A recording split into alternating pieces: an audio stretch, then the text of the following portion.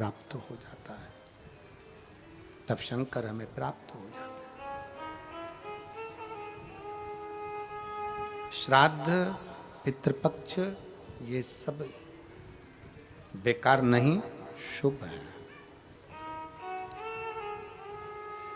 ये लोगों की गलत दृष्टि है, गलत विचार, गलत भाव है, गलत सोच है कि पितृपक्ष में ये काम ना करिए, पितृपक्ष में वो काम ना करिए, पितृपक्ष में ऐसा ना करिए, पितृपक्ष में वैसा ना करिए। आप दिल से अगर पूछ रहे हैं, आप दिल से प्रार्थना कर रहे हैं, दिल से निवेदन कर रहे हैं, दिल से अगर कह रहे हैं तो शिव स्वीकार करता है, शंकर सुनता है। केवल विश्वास मूल रखिए, भरोसा मूल रखिए।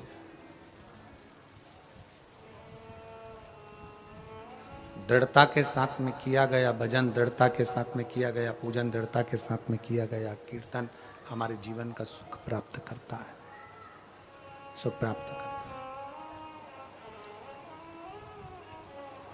एक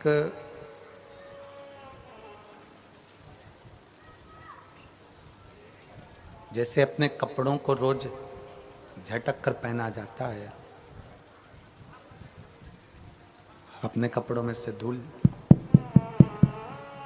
अपने कपड़ों में से धूल जड़ाकर झटक कर जैसे पहना जाता है, उसी तरह अपने मन को भी थोड़ा अहंकार को झटक दो, अभिमान को झटक दो, काम, आसक्ति, लोभ, तृष्णा, इसको झटक दिया जाए। जितना अभिमान भीतर बंधा रहेगा तो परमात्मा मिल नहीं पाएगा। अहंकार को जब हम दूर हटा देंगे, भ्रांतियों से हम दूर हो जाएंगे तो शिव मिल जाएगा। आधे से ज्यादा मनुष्य तो भ्रम में जीता।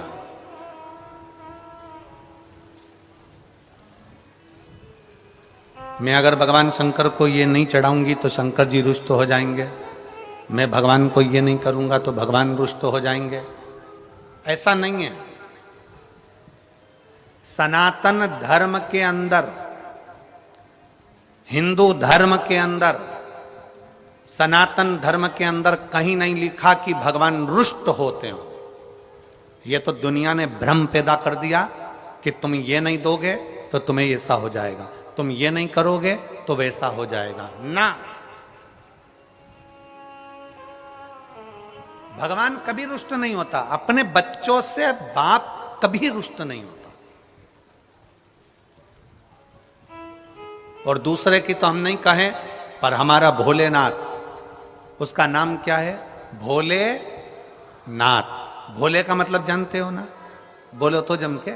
भोले का मतलब है तुमने जल चढ़ाया तो ठीक, ना चढ़ाया तो ठीक, तुमने भोग लगाया तो ठीक, ना लगाया तो ठीक, तुमने बेलपत्र चढ़ाई तो ठीक, ना चढ़ाई तो ठीक। अगर दिल से आप शंकर जी को पूछ रहे हो, दिल से आप शिव का स्मरण कर रहे हो, दिल से आप शंकर का गुणगान कर रहे हो, तो बाबा उसको स्वीकार जरूर करता है, स्वीकार करेगा। केवल विश्वास के साथ शिव है। रामचरितमानस में शंकर भगवान को विश्वास कहा, पार्वती जी को श्रद्धा कहा। शिव जी विश्वास है, माता पार्वती श्रद्धा है, और इन दोनों का जो मिलन है, श्रद्धा श्राद्ध, श्राद्ध श्रद्धा।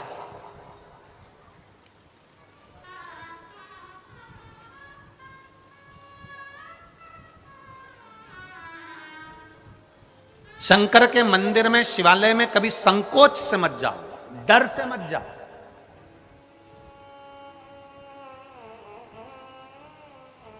आप लोगों ने पहले शिव पुराण सुनी है टीवी पर? बोलो तो जम के, सुनिए। पुरानी शिव पुराण को निकालो, उससे पुरानी निकालो, 25 साल में जितनी शिव पुराण करी है उन सबको निकालो और निकाल कर सुनो। हमने कभी अपनी व्यासपीठ से कभी ये नहीं कहा कि शंकर को अगर ऐसा करोगे तो शंकर श्राप दे देंगे। हमने कभी ये नहीं कहा कि शंकर भगवान से ऐसा करोगे तो भगवान पाप दे देंगे, नहीं। शिव भोले हैं, शंकर भोला है। भोले को तुम जब चाहो तब रिझाओ, शंकर के मंदिर जब तुम्हारा मन कर जाए तब मेरे बाबा के दरवाजे पर पहुंच जाओ और उसको गले लगा लो, शिव तुम्हें मिल जाए।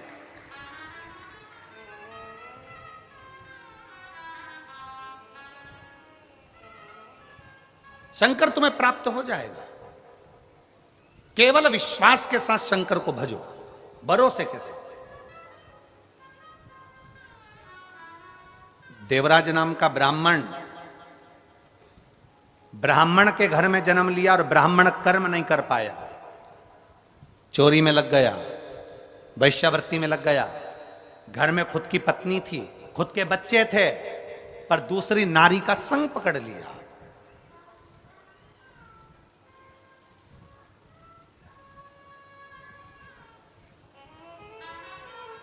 सुर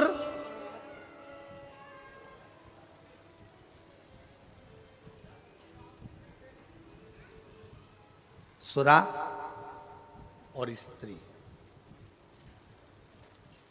सुर, सुरा और स्त्री, ये तीनों बर्बाद कर देते हैं व्यक्ति को। तीनों बर्बाद कर देते हैं व्यक्ति को। आप पर स्त्री का संग कर रहे हो तो बर्बादी का सिरा है आपका। आप सुरा का पान कर रहे हो, मदिरा पी रहे हो तो बर्बादी का क्रम है आपका, बर्बादी के क्रम पर हुआ।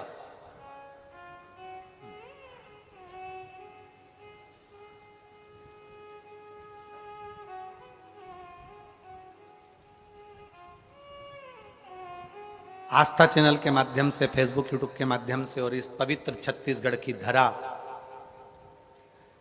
कांटाकुरडीह के इस धमतरी जिले के माध्यम से कहना चाहूंगा, प्रयास करो तुम्हारे मदिरा के नशा को, तुम्हारे दारू के नशे को दुनिया का कोई व्यक्ति नहीं छुड़ा सकता। तुम्हारे मदिरे और दारू के नशे को तुम खुद छुड़ा सकते हो। तुम में वो बल है कि आप इसको छोड़ सकते हो। हम कितना भी संकल्प दिला लें, हम कितनी भी सौगंध दिला लें, तुम नशा नहीं छोड़ोगे।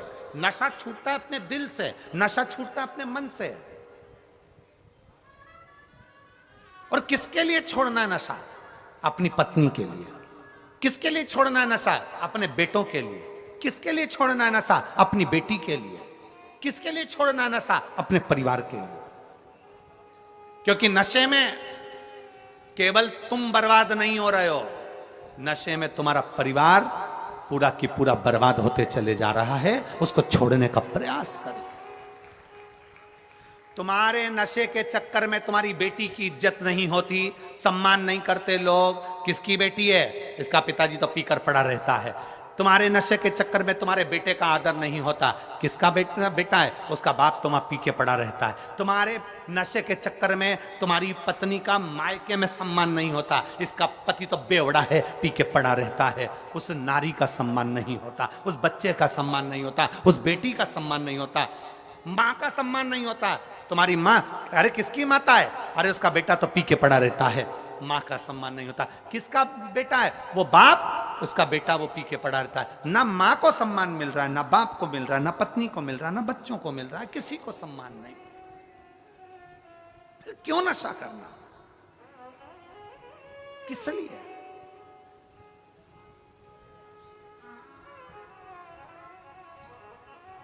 मैं छत्तीसगढ़ शासन को और छत्तीसगढ़ प्रदेश के पुलिस प्रशासन को धन्यवाद देता हूं, जो एक अभियान चलाते हैं नशा मुक्ति के लिए। छत्तीसगढ़